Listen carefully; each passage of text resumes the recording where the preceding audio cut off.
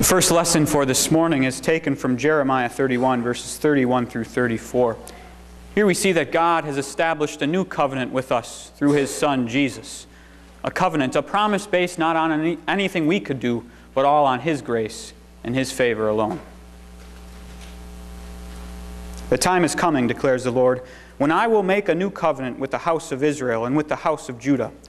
It will not be like the covenant I made with their forefathers when I took them by the hand to lead them out of Egypt, because they broke my covenant, though I was a husband to them, declares the Lord. This is the covenant I will make with the house of Israel after that time, declares the Lord. I will put my law in their minds and write it on their hearts. I will be their God, and they will be my people. No longer will a man teach his neighbor or a man his brother, saying, Know the Lord, because they will all know me, from the least of them to the greatest, declares the Lord. For I will forgive their wickedness, and I will remember their sins no more.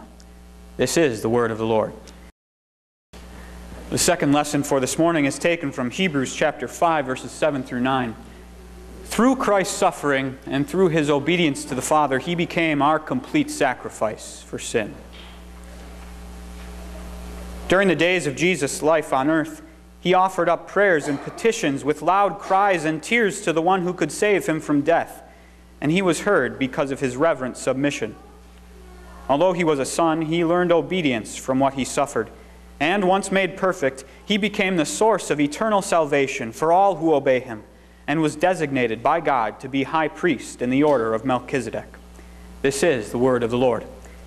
The Son of Man did not come to be served, but to serve, and to give His life as a ransom for many.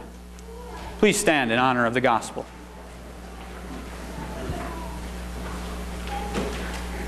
The gospel for this morning, and also the basis for the sermon, is taken from John chapter 12, verses 20 through 33.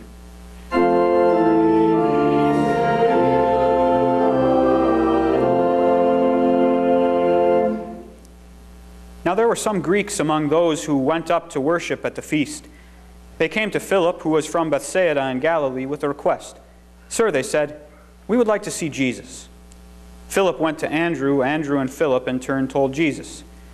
Jesus replied, The hour has come for the Son of Man to be glorified. I tell you the truth, unless a kernel of wheat falls to the ground and dies, it remains only a single seed. But if it dies, it produces many seeds. The man who loves his life will lose it, while the man who hates his life in this world will keep it for eternal life.